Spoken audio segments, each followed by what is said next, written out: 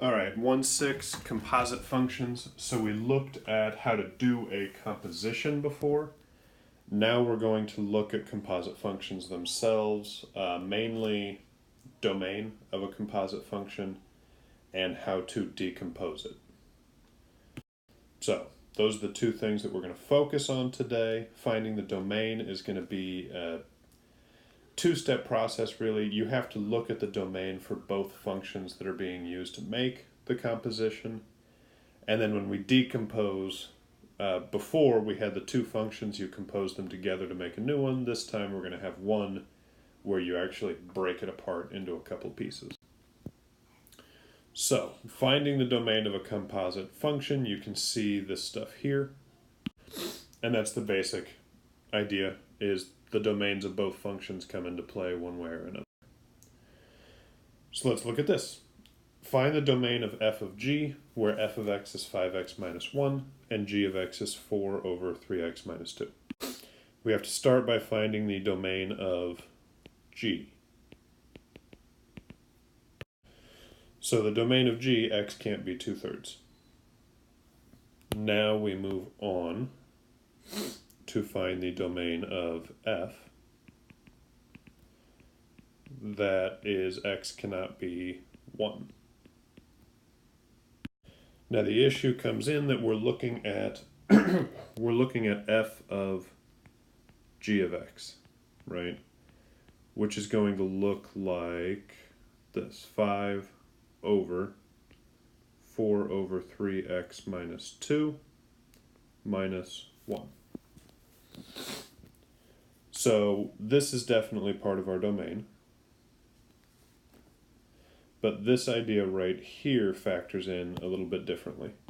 Just because if you look at the composition right here, 4 over 3x minus 2 minus 1 can't be 0, which means this little guy is the 4 over 3x minus 2 can't be 1. So then what value for x would make that happen? That would happen when 3x minus 2 is 4, which means that can't happen, which means x cannot be 2. So the parts we put together are the domain of g. And then if you look at the last page of the notes, it talks about the inputs for g that would make it so that you're still in the domain of f.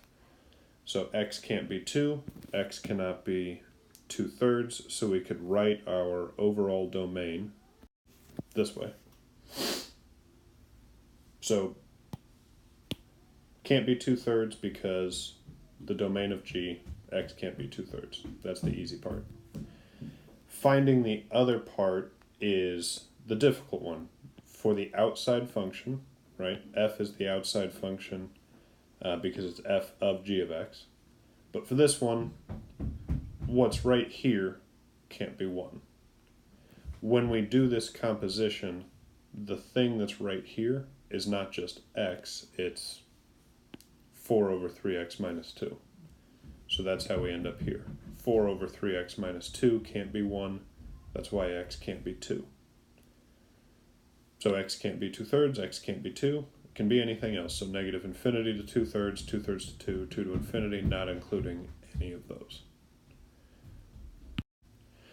So then here we're going to go through the same process. We've got a composition f of g.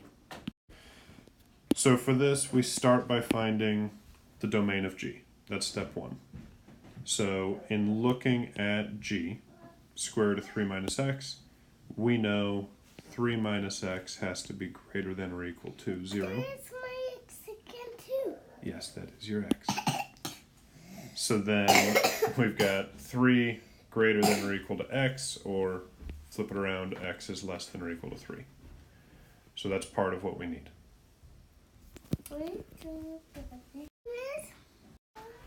So then we move on to f.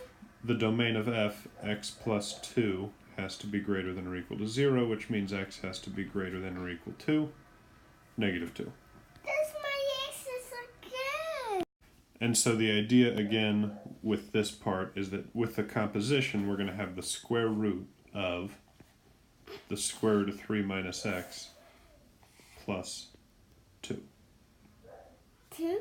Which means that the square root of 3 minus x is what needs to be greater than or equal to That's my 2 negative x's. 2. And so then here, a little bit of a logical step. So the logical step here is root 3 minus x needs to be greater than or equal to a negative. As long as this exists, it's going to be 0 or positive. So this will always be true. So then the only restriction we have is that x needs to be less than or equal to 3. So our domain is just the x is less than or equal to 3. So negative infinity to 3 with a bracket. So again, step 1 of the process for finding the domain of this is find the domain of G. And then you just need to know what the domain of F is, and then use that on the understanding that instead of just an X here, it's going to be G, because this is F of, it's not F of X, it's F of G of X.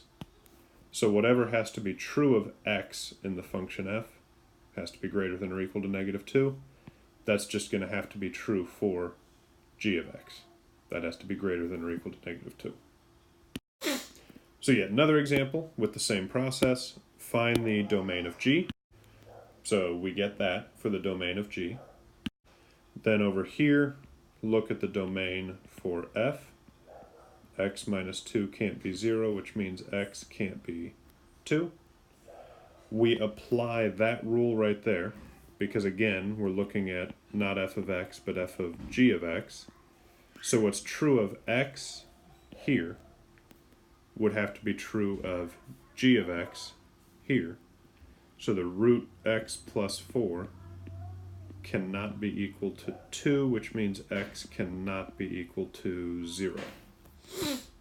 Because if x were 0, you'd get the square root of 4, which is 2. So that can't happen. So the two restrictions we've got, x has to be greater than or equal to negative 4, but it cannot be 0. So that domain would look this way. Everything from negative 4 all the way to infinity, you just cut out the 0.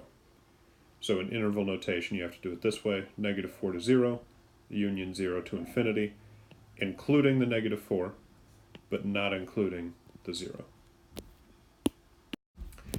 So now we move on to what, for some of you, may be the easier part of the day's notes.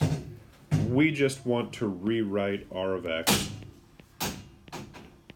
as a composition, f of g of x. So all I'm asking for here, what is f and what is g? That was a gross noise, dude. Gross noise, dude? Yes. So in this example, we could say like f of x is 1 over x minus 2.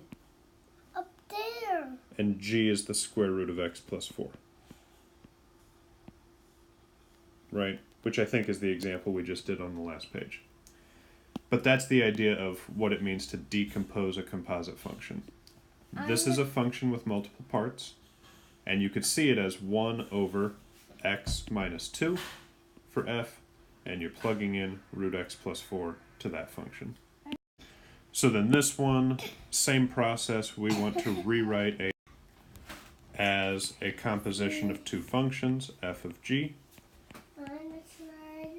So we want to write f, we want to write g. So f of x in this case could be like root 5 minus x, g could be x squared. And then f of g of x, if I plug this in right there, I'm done. I do want to point out that that's not the only way this could be done. You could say f of x is like square root x, and g of x could be 5 minus x squared. So when I ask you to decompose a function, there is no one right answer. There could be several. Both of these, with both of these pairs, if you do f of g of x, you get this. Don't touch that. So then this one, same idea. We want to rewrite t of x as f of g.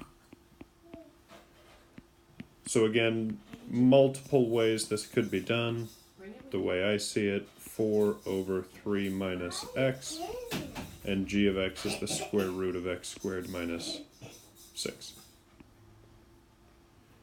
So it's just a matter of looking at this big function and seeing how you could break it apart.